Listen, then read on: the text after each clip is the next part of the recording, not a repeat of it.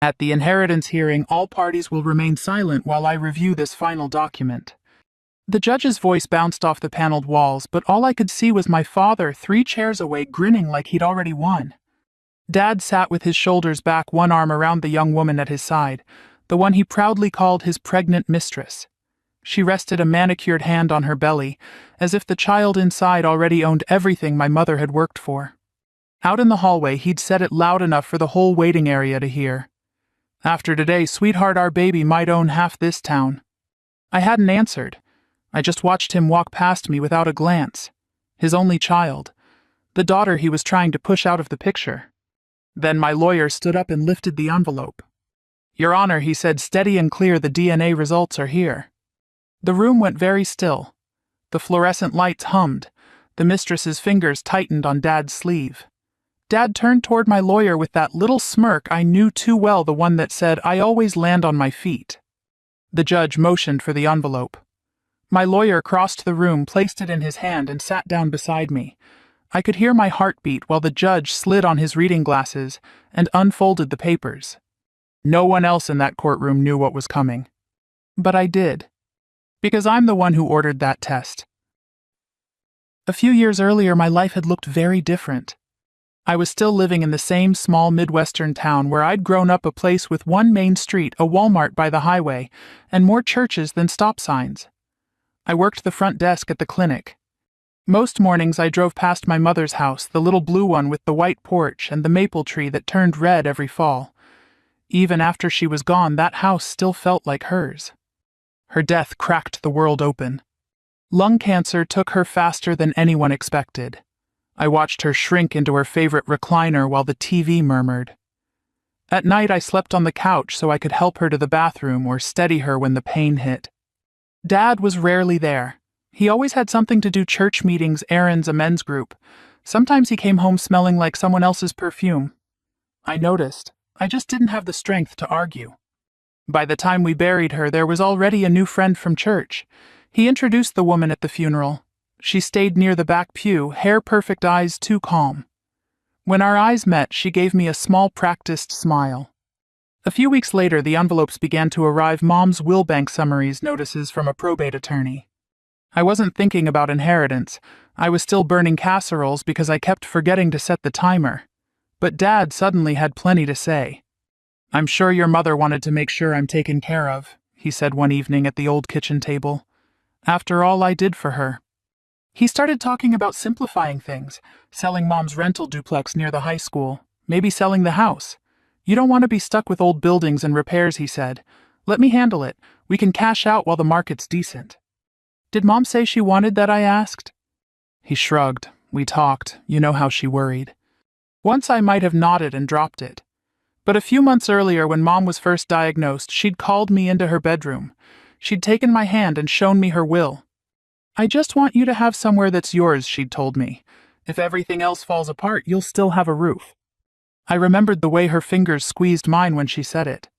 So, instead of nodding now, I called the number on one of the legal envelopes and made an appointment with the estate attorney listed at the bottom.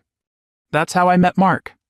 He looked more like a retired teacher than a lawyer, late 50s, thinning hair, coffee mug that said, "Best grandpa ever." A photo of 3 grandkids sat behind his desk. He let me tell the story: Mom's illness, Dad's absences, the friend from church, the talk about selling everything. I slid a folded copy of Mom's will across his desk, the one she'd shown me, the one I'd quietly photographed. He read in silence for a minute. "Your mother left the house and the rental property to you," he said at last. "Your father was named executor until you reached a certain age. You're past that now. He can't legally sell those assets without your consent." I felt something loosen in my chest and tighten at the same time. "So if he's trying to push me?" "You don't sign anything you don't understand," Mark said. "And you don't let anyone rush you. Grief and money bring out sides of people we'd rather not see." On the drive home, the sky hung low over the fields. For the first time since her funeral, I felt more than just sadness. I felt responsibility. Over the next year, Dad turned into a man I barely recognized. New car, new clothes, different women on his arm at church. At family gatherings, he joked that I was too soft for the real world and called me our little bleeding heart. People chuckled. I smiled tightly and filed every word away. Whenever I asked about estate papers, he brushed me off. "Why can't you just trust me?" he'd say. "You're not built for this." But quietly, with Mark's help, I began to learn exactly what I was built for. I didn't yet know that the road we were on would end in that courtroom with a mistress clutching her belly, a sealed envelope in my lawyer's hand, and a judge about to read words that would drain the color from my father's face. All I knew was that my mother had trusted me with the truth, and I was finally ready to fight for it. If there's one thing I've learned in small-town America, it's this: nothing spreads faster than a funeral rumor, except a rumor about money. By the time the inheritance hearing finally rolled around, nearly everyone in town had heard some version of the story. Depending on which coffee shop you sat in, people whispered that Dad was about to inherit a fortune, or that he was fighting his deadbeat daughter in court, or my favorite, that he was expecting a new baby at nearly 65. I didn't correct any of it. Let people talk. They always talked anyway. But nothing prepared me for the show Dad put on the morning of the hearing. I pulled into the courthouse parking lot early, hoping to sit in the hallway, breathe, and collect myself. I still had that old instinct, the one that told me to make myself small, quiet, easy. Years of living around Dad will do that to you. But as I stepped through the courthouse doors, my breath caught. Dad wasn't just here. He had brought an audience.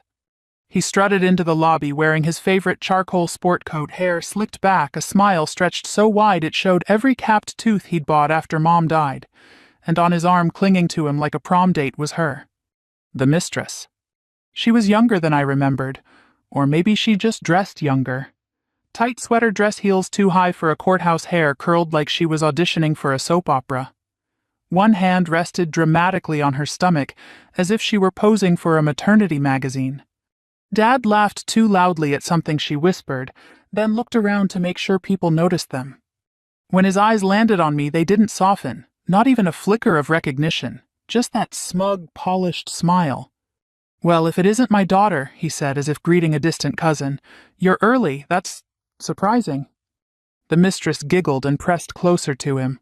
"Hi, sweetheart," she said to me, her tone dripping with condescension. "We've heard so much about you." I didn't answer. My lawyer Mark had coached me, do not take the bait. But Dad didn't need me to react. He wanted an audience, and the courthouse hallway delivered one. Every bench, every chair was lined with people waiting for their own cases, but all of them were watching us now. Dad thrived on that. "You know," he said loudly, patting the Mistress's belly, as if he were presenting a grand prize on a game show, "the Lord works in mysterious ways. Just when life seems to be winding down, he gives you something to live for." The Mistress placed a hand over her heart and looked up at him lovingly. "Our little miracle." My throat burned with something between anger and embarrassment. Not because of the baby, if it really existed, but because it was so painfully clear what he was doing. He wanted to humiliate me. He wanted the whole town to see him as a revitalized man with a new family, while I stood alone with my folders and quiet dignity. He leaned toward the couple sitting beside us, total strangers, and said with theatrical sadness, "My daughter hasn't been supportive, of course. Some people don't like sharing."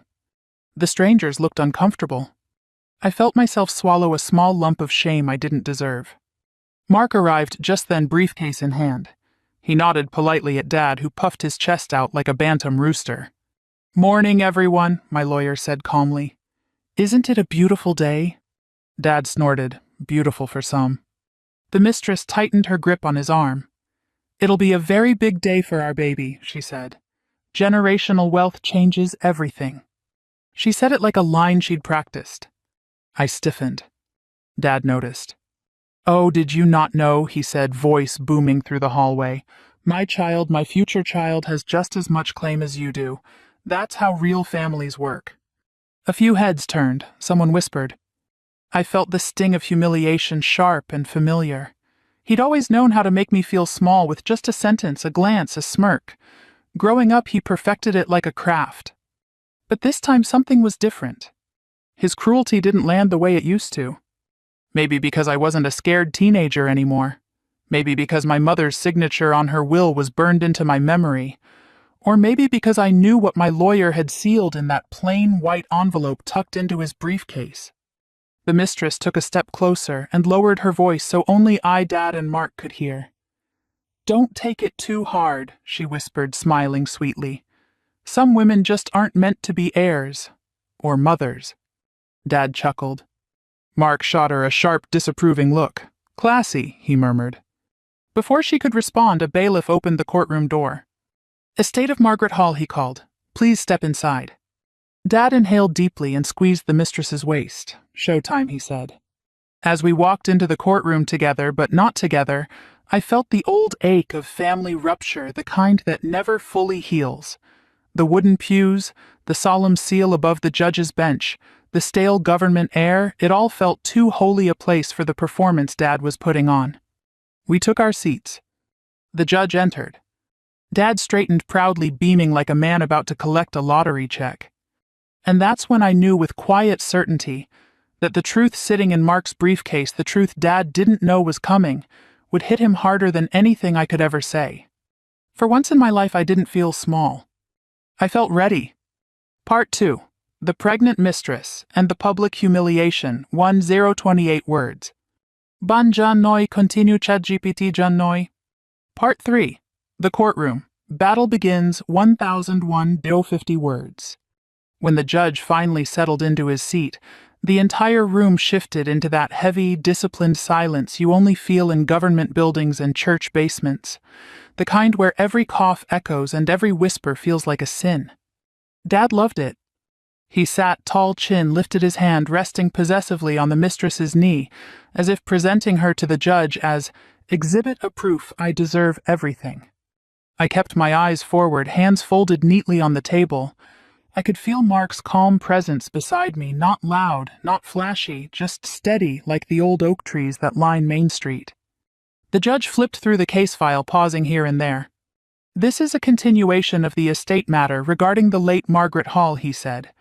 "Today's goal is to clarify asset distribution and address objections raised by Mr. Hall." Dad gave a theatrical sigh, the kind only someone deeply committed to their own performance could pull off. "Yes, Your Honor," he said. "I'm here to make sure my late wife's wishes are honored." I almost laughed out loud. Mark didn't look at Dad nor at me. He simply adjusted his glasses the way he always did before letting someone talk themselves into trouble. The judge turned to Dad. "Your filings claim that certain assets, specifically the marital home and the rental duplex, should revert to you rather than transfer to your daughter." "That's correct," Dad said with a smile that didn't reach his eyes. "My wife always believed in keeping the family secure. She said many times she wanted me in control of things." "And the will?" the judge asked. Dad shrugged as though the will were inconvenient paperwork.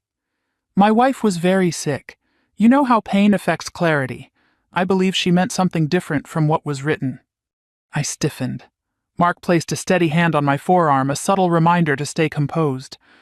The mistress leaned forward, cleavage strategically visible, and whispered loudly enough for the microphones to pick it up.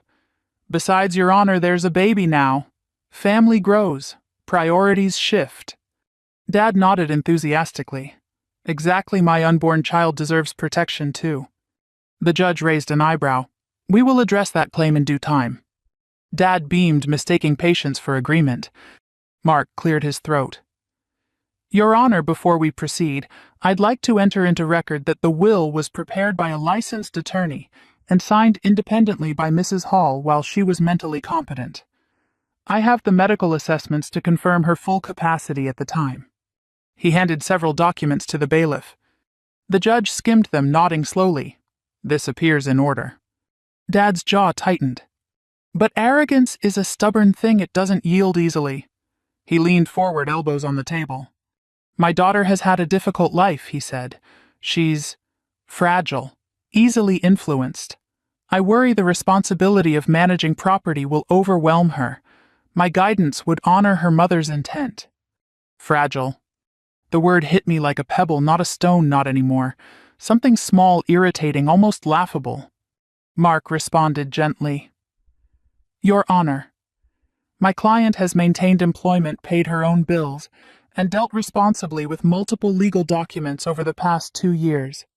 She is neither fragile nor incapable. The issue here is simply respecting the written will." The judge nodded again. A crack formed in Dad's smile. That only made him push harder. My wife always said our daughter wasn't prepared for the real world, he said. She struggled in school, had trouble making friends, never stuck with anything. I tried my best to raise her, but... Enough, the judge said firmly. Dad blinked. The courtroom held its breath. This is a probate hearing, not a personal character evaluation. We are here to interpret the will and determine legality. Unless you can provide written evidence that your wife's stated wishes changed, we move forward with the document as signed. Dad opened his mouth, closed it, then shifted strategies. Well, Your Honor, he said, gesturing toward the mistress's belly. The real issue is fairness. If my daughter takes everything that leaves nothing for my next child, a child who deserves their birthright. The mistress lifted her chin, playing her role perfectly. I waited. Mark waited. We both knew what was coming later, but letting Dad dig his own hole was a strange kind of satisfaction, quiet, steady revenge. The judge folded his hands. At this point, the unborn child's rights depend entirely on paternity and applicable state law. This claim has been vigorously disputed by the petitioner. The mistress piped up, There's no dispute. He's the father. He's always been. Mark finally spoke, voice calm as a lake. Your Honor, we will address the paternity matter shortly. Dad glared at him, then at me, as if I had conjured the universe out of spite. The judge turned pages. Mr. Hall, there also appears to be an issue with financial management. Several accounts show large withdrawals under your signature with funds unaccounted for. You were executor at the time. Dad looked stunned, genuinely for once. Those were normal expenses, he said quickly. Home repairs, bills. A man can't be expected to remember every detail. Mark slid a folder onto the table. Your Honor, we have itemized statements and contractor testimony indicating no such repairs occurred. Additionally, multiple withdrawals coincide with casino charges. The mistress stiffened. Dad shot her a warning look. I watched silently, not with glee, though a touch of that flickered through me, but with something heavier. This was the man who raised me. The man who laughed at my school awards and told me not to get a big head. The man who bought new furniture when Mom needed chemo. He had spent years perfecting the role of the aggrieved father, but the mask was cracking. The judge removed his glasses and rubbed the bridge of his nose. This case is quickly becoming more complicated than a simple will review, he said. We will take a short recess before proceeding with paternity questions. Dad rose confidently as if he still believed he could spin this. But as the bailiff called for recess, I noticed something new in his eyes, not confidence. Fear. For the first time in my life, my father looked small, and we hadn't even opened the envelope yet. When the bailiff announced the recess, Dad rose like a man preparing for a parade instead of a legal inquest. He straightened his jacket, smoothed his thinning hair, and escorted the mistress toward the hallway with all the swagger of a small-town mayor. She clung to him, smiling brightly, whispering little reassurances he seemed desperate to hear. Mark and I stayed in our seats. He leaned over, lowered his voice, and said, He's rattled. You just can't see it yet. I exhaled slowly. My hands trembled, not with fear, but with the kind of anticipation that coils deep in your bones when truth is about to walk into the room. He still thinks he has control, I murmured. Mark nodded. Arrogance is predictable. It always forgets to look behind itself. We sat quietly for a moment. The judge was in chambers reviewing the will again, the bailiff leaning against the side wall, the hum of the fluorescent lights filling the room like static. My eyes drifted to the judge's bench, the same place where minutes from now Dad's future would pivot. I thought about my mother, the way she had squeezed my hand the day she showed me her will, how her voice cracked when she said she didn't trust Dad to handle the estate alone, how she whispered, Promise me you'll stand up for yourself when the time comes. I had promised. I just never imagined the time would look like this, with a pregnant mistress in a skin-tight dress, a father twisting my mother's memory into something that suited his ego, and a secret envelope holding the power to tear down his entire performance. Ready, Mark asked. I nodded. Good, then let's finish this. When recess ended, the judge returned, expression composed but sterner than before. The courtroom filled again, Dad with renewed confidence, the mistress with her practiced gentle smile, and a few curious bystanders who seemed to sense that the juicy part was coming. "All right," the judge said, settling in. "Before we continue the financial matters, we need to address the paternity claim presented by Mr. Hall." The mistress lifted her chin proudly. Dad squeezed her hand. Mark rose. "Your Honor," he said, "as indicated earlier, my client has submitted documentation relevant to this matter. With the court's permission, we'd like to present it now." The judge motioned with his hand. "Proceed." Mark reached into his briefcase and withdrew the envelope, plain white, unassuming, and held it up like a relic. Dad laughed. Actually laughed. A dry, incredulous sound. "Oh, come on," he said. "What is this? Some stunt. A test my daughter ordered because she's jealous of our family." The mistress stroked her stomach. "This is harassment," she whispered loudly enough for everyone to hear. Mark remained unbothered. "Your Honor, these are accredited laboratory results from a legally obtained paternity test." The judge held out his hand. "Bring it here." Dad leaned back, smirking. "Go on then, let's get this over with." Mark walked the envelope to the bench and placed it gently in the judge's palm. A hush fell over the courtroom. I felt my heartbeat in my ears. The judge tore the seal, took out the papers, and unfolded them. He read the first section, then the second. His expression shifted, not dramatically, but enough that the courtroom air seemed to tighten. Dad's smirk wavered. "Your Honor," he prompted. The judge looked up, fixing his gaze on the mistress first. "These test results," he said, "indicate a 0% probability of paternity." Silence. The mistress blinked. Dad frowned. "What does that mean?" The judge repeated, enunciating each word. "Mr. Hall is not the father of this child." The mistress's face drained of color. Dad turned to her slowly, like an old hinge resisting movement. "What is he talking about?" She opened her mouth, closed it, and then burst into tears, loud, dramatic sobs that echoed off the wooden pews. "It's wrong," she cried. "It has to be wrong. Those things aren't accurate. They mix up samples all the time." "They don't," Mark said gently, "not when chain of custody is properly documented." Dad shot to his feet. "You're lying, all of you." The judge held up a hand. "Sit down, Mr. Hall." "I won't sit down," Dad roared. "This is a setup, a conspiracy. My daughter has been out to destroy me for years." I stayed seated, calm. Dad's fury, so familiar, washed over me like background noise. "Your Honor," Mark said smoothly, "we would also like to submit Exhibit C security footage from the laboratory on the day of the test, confirming both her presence." He gestured to the mistress and the identity verification required before samples were taken. People in the pews turned to look at her. Dad stared at her with a stiff, twitching jaw. "You tell them the truth. Tell them this baby is mine." Her sobs quieted suddenly. She looked at him with a strange mixture of guilt and resentment. "You don't know what it's been like," she whispered. "He said he'd take care of me. You made promises too." "He," Dad shrieked. "Who is he?" She didn't answer. But she didn't have to. Mark whispered to me, "This is where arrogance finally sees itself." The judge cleared his throat. "Given this new evidence, the unborn child has no legal standing in this estate matter. Paternity fraud is a serious allegation, and the court will not entertain any further claims regarding this pregnancy." Dad slumped back into his seat as though something inside him had collapsed. His mistress looked away. And then, for the first time since I'd walked into the courthouse, Dad's eyes met mine, not with power, not with contempt, but with something raw and unfamiliar. Panic. The judge stacked the papers neatly and set them aside. "We will now continue with the inheritance proceedings," he said.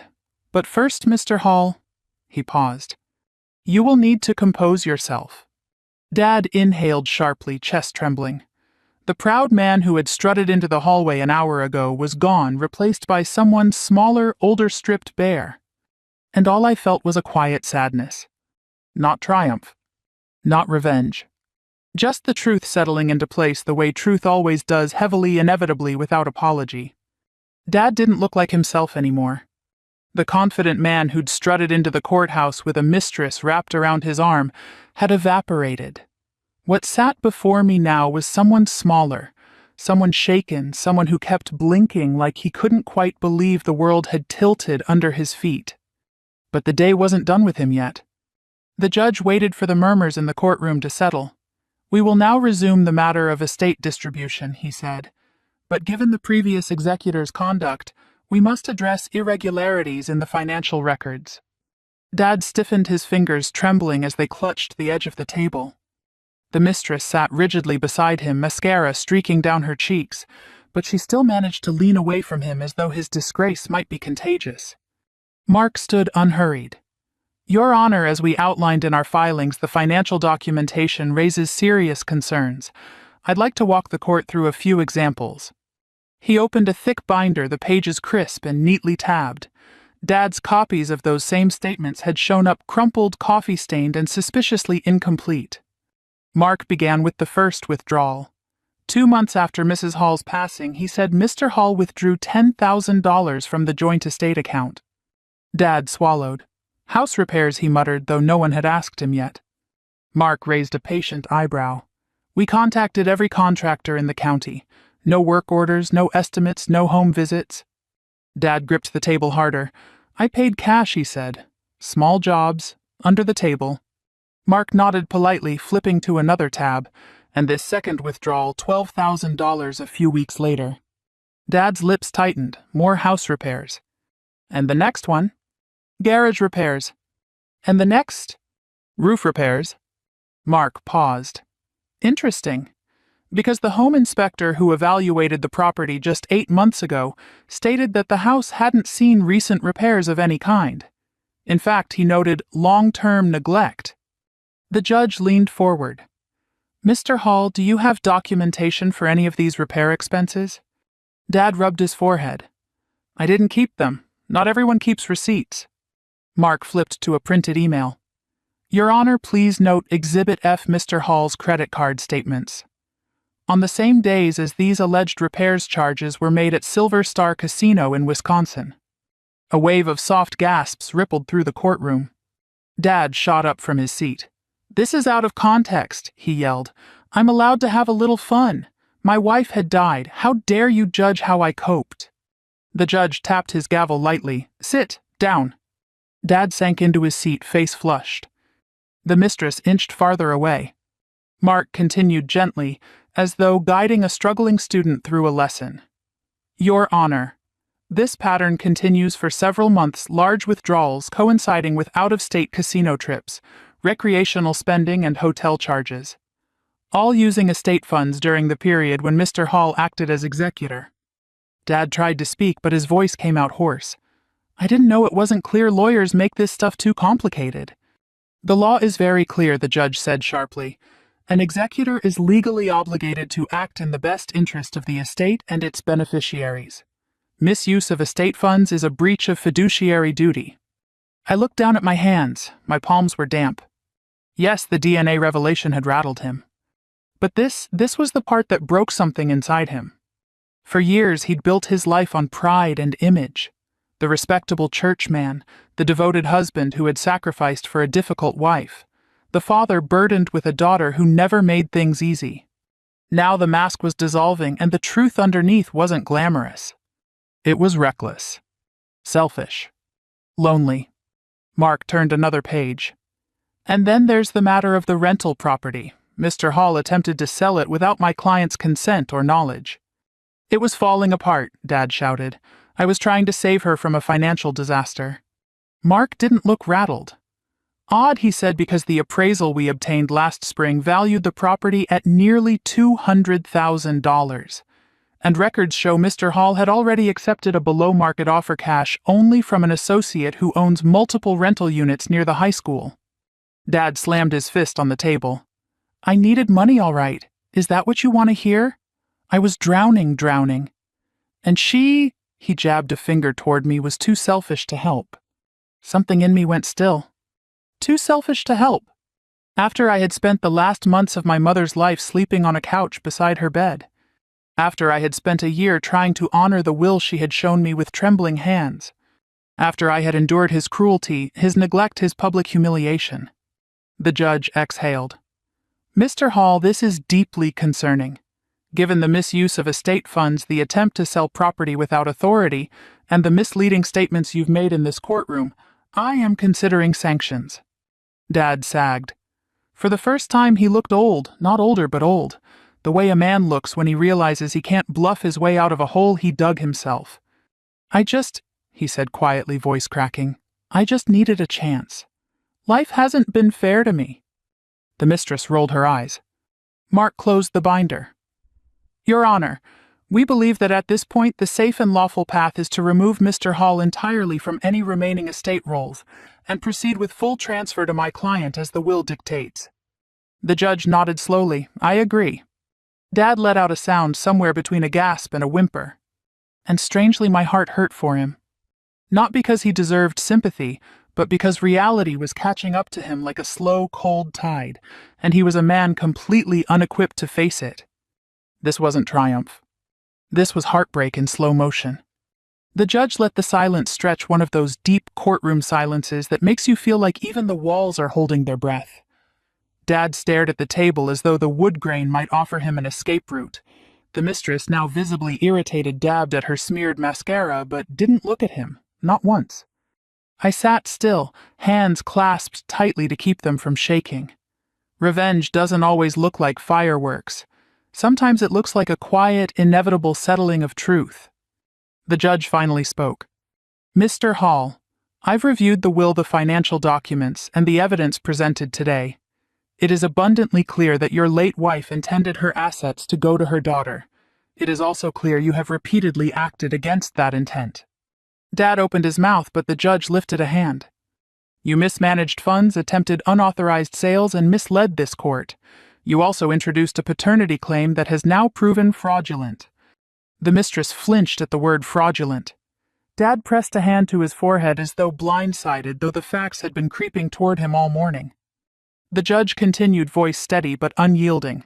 Therefore, I am removing you from any involvement in this estate. You will repay the mismanaged amount as determined by the forensic accountant assigned to this case, and going forward you are barred from making further claims against the estate. Dad's shoulders slumped as if someone had placed a heavy coat made of bricks across his back. This is absurd, he whispered. You're punishing me. Everything I did for my family. The judge's tone softened only slightly. Family is not defined by control, Mr. Hall, nor by intimidation, nor by deceit. A murmur rippled through the courtroom, those quiet communal sounds that come when people witness something painfully human. I felt a tightness in my throat. Then the judge turned to me. Ms. Hall, the estate will now transfer fully to you. I trust you will honor your mother's wishes responsibly. I nodded, unable to speak past the sudden swell of emotion. The relief wasn't triumphant, it was gentle, like finally putting down a heavy box you'd carried too far. Court is adjourned, the judge said. The gavel struck wood sharp and final. Dad didn't move. The mistress, however, moved quickly. She stood, gathered her purse, and walked right past him. No goodbye, no explanation. Just a stiff exit in her too high heels. A woman whose performance had ended the minute the spotlight dimmed. Dad didn't notice she was gone. He just sat there, hands trembling, staring at nothing. Most people began filing out, some whispering, others shaking their heads in sympathy or disbelief. I stayed seated, torn between wanting to flee and wanting to breathe in the moment. Mark packed his briefcase slowly. This was a long time coming, he said softly. Your mother would be proud. Proud. The word hit me in a place I didn't know was still raw. Thank you, I managed. He nodded and left to handle paperwork in the clerk's office, leaving me for the first time truly alone with my father. Dad finally lifted his gaze. His eyes looked puffy, unfocused, the way a man looks after losing a long, bitter fight he thought he'd win by default. You're happy now, he said hoarsely. The accusation wasn't sharp. It was tired, almost childlike. No, I said quietly, I'm not happy. Then, what do you want from me? His voice cracked. You've taken everything. I didn't take anything, I said. Mom left it to me. I'm just honoring that. He rubbed his temples. She always favored you. Always. I felt something twist inside me. Dad, she favored whoever showed up. I just happened to be there. He flinched. For a moment, neither of us spoke. The courtroom was nearly empty now, the echoes of footsteps fading down the hall. Outside the tall windows, the American flag flapped lazily in the fall breeze. You could have told me you were struggling, I said. With the money, with everything. He laughed bitterly, and looked weak in front of my own daughter. You already did, I said softly, just not in the ways you think. He looked at me, then really looked. It was the first time in years he'd seen me not as an extension of his ego or a reminder of my mother, but as a person. A grown woman. He opened his mouth again, but words didn't come. Instead, his face crumpled, not dramatically, not loudly, but in a quiet, devastating way. The kind of collapse you don't see coming until it's already happened. I felt a surprising ache in my chest, old wounds and new truths tangled together. I'm sorry it ended this way, I said softly. He shook his head. No, this is exactly how everything was always going to end. I just didn't see it. He stood slowly, leaning on the table for support. He looked smaller somehow, like time had finally caught him. Take it all, he whispered. The house, the money, all of it. You've won. I shook my head gently. It wasn't about winning. He didn't believe me. Maybe he never would. He walked toward the double doors, shoulders slumped, steps uneven. As he reached the threshold, he paused and looked back. I loved your mother, he said. I just never knew how to love her the way she deserved, or you. Then he left. Not triumphant. Not angry. Just hollow. And as the doors swung shut behind him, I realized something with surprising clarity. This revenge wasn't a victory. It was a release. A release from years of wondering if I deserved better. A release from carrying his failures as if they were my own. A release from trying to earn love that was never freely given.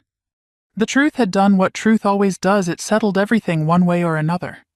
In the weeks after the hearing, everyone else seemed to move on. People at the diner went back to talking about sales and surgeries. At church, the whispers drifted toward someone else's trouble. Our day in court turned into a story that started with, "Remember that inheritance case," and ended with a shrug. My life didn't shrug it off. I moved into Mom's blue house on Maple Street.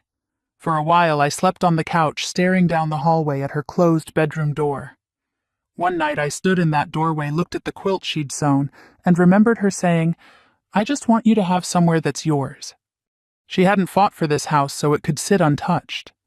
So I unpacked. I put my lamp on her nightstand. I filled the closet with my clothes. I painted the kitchen cabinets and fixed the wobbly porch step. One cool afternoon, raking leaves under the maple tree, I realized the feeling in my chest wasn't triumph. It was safety. The estate work ended quietly. Mark called to say the last papers were signed and filed. "It's done," he told me. "Your mother's wishes are in place." News about my father reached me in small, awkward updates. Someone mentioned he'd sold his car. Another said his place looked emptier. A woman from church shook her head and muttered, "He's having a hard time," in that tone people use when they're not sure if they're more sorry for the person or for themselves. I didn't ask for more. I'd already spent enough of my life trying to manage his storms. I went home, paid my own bills, and tried to build something steady in the house Mom left me. Then an envelope arrived with his handwriting on it. I stood at the mailbox, thumb under the flap, tempted to drop it straight into the trash. After everything, the lies, the mistress, the way he'd treated my mother's will like a game, what could he possibly say? Still, I carried it inside. At the kitchen table at the seat where Mom used to drink her coffee, I opened it. The letter was short and shaky. He didn't mention the hearing. He didn't blame the judge or my lawyer. He didn't ask for money. He wrote, "I've told myself for years that I was the one who got cheated. The truth is, I failed your mother, and I failed you. Not because you were ungrateful, but because I was too proud to admit I needed help. I see that now. I don't expect you to forgive me. I just don't want to leave this world without saying I know what I did." At the bottom was the name and address of an assisted living facility in the next town. There's a special kind of tired that comes from being hurt by the same person over and over. It sits in your shoulders and in the way you answer the phone. My father had given me plenty of that kind of tired. I didn't owe him a visit, but I owed myself a choice I could live with when I was his age.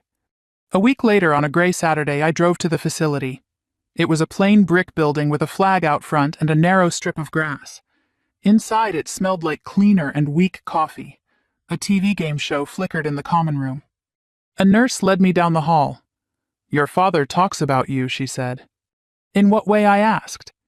"In an I wish I'd done better way," she answered. We stopped at his door. She knocked and opened it. He sat in a recliner by the window, thinner and grayer than I remembered. On the nightstand sat a worn Bible and an old picture of me as a kid holding a fishing pole and grinning like the world was simple. He stared at me. "You came," he said. "I read your letter," I replied. He motioned to the chair near his feet. "Sit if you want." I did. There was no shouting this time, no show to put on, just the tick of a clock and the low hum of the air conditioner. "I'm not going to pretend I didn't hurt you," he said. "I did." Over and over. "Yes," I said, "you did." He looked at his hands. "I thought if I controlled everything money decisions, what people believed I'd never have to feel small," he said. "Turns out the more I grabbed, the smaller I got." We talked for a while, not about the will or the mistress or the money. We talked about my mother, about the day they brought me home from the hospital, about how scared he'd been when she got sick and how anger had been easier than fear. He didn't excuse himself. He just admitted it. Finally, he looked up, eyes wet. "I can't give you the father you should have had," he said, "or your mother the husband she deserved. All I can say is I know it now, and I'm sorry I made you fight so hard for what should have been yours all along." Part of me wanted him to sit in that shame.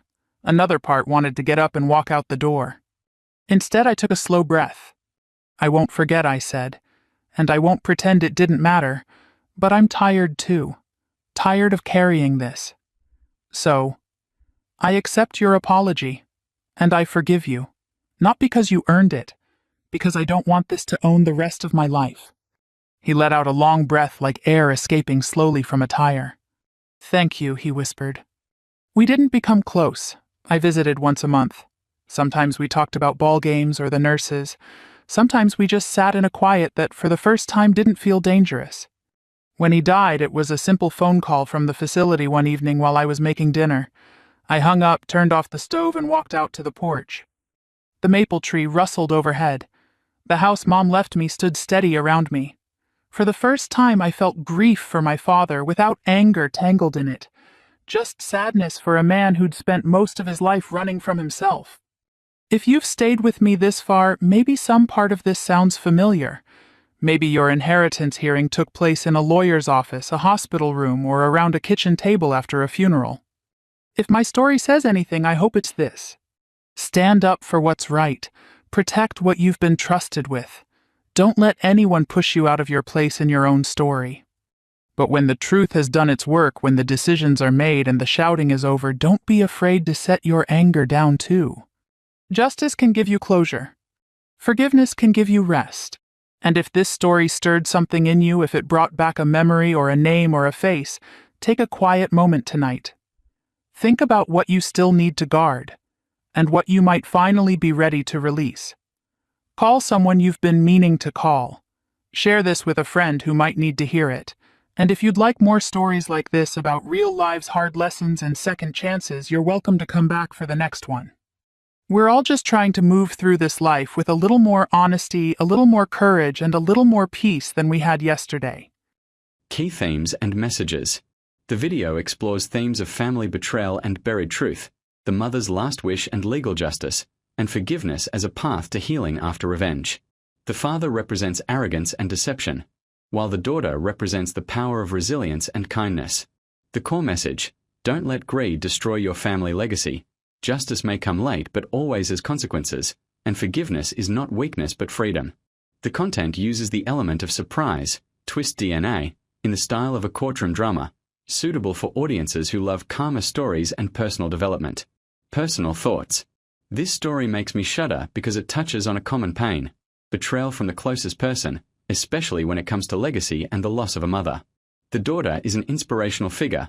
From a trembling victim in court to a strong woman who chooses to forgive, her journey offers real hope. The DNA twist is satisfyingly shocking, like watching a Hitchcock film, but the father's apology letter adds emotional depth, avoiding a too dark ending. The lover is both pitiful and blameworthy, a victim of empty promises, but also a tool of deception.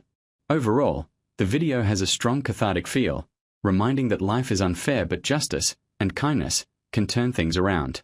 It made me think about the real world, where many families are broken up by money, and hopefully viewers will learn to protect emotional legacy rather than material. Lessons learned. Through the video, I draw 3 practical lessons that apply to family relationships and financial management. Prepare evidence and legal documents before confrontation. The daughter wins thanks to lawyers and DNA testing. Lesson: don't let emotions rule. Collect evidence, financial records, wills, to protect your rights, especially in inheritance disputes. Greed and deception always have consequences. The father lost everything because of arrogance. Lesson: in family or business, don't disregard the law or others. The truth, like DNA, will come out, and the loss is greater than what you think can take. Forgive to heal, not forget. She chose to visit her father even though he was wrong. Lesson: keep your distance from toxicity, but forgiveness helps you move forward, turn burdens into lessons, leading to true peace. This video is a good reminder of the power of justice and compassion. If you watched, did you think the DNA twist was surprising? Or was her decision to forgive reasonable?